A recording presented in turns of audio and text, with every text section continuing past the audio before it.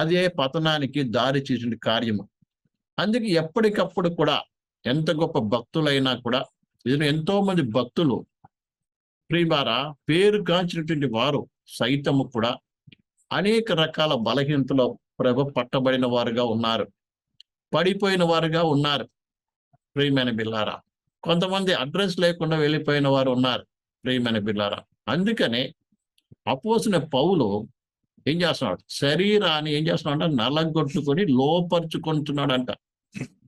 నీ శరీరము నీ యొక్క ఆధీనము ఉండాలి. అంటే నీ ఆత్మిక ఆధీనము ఉండాలి. ఆత్మను అనుసరించి నడవటం నేర్చుకోవాలి ప్రియులారా.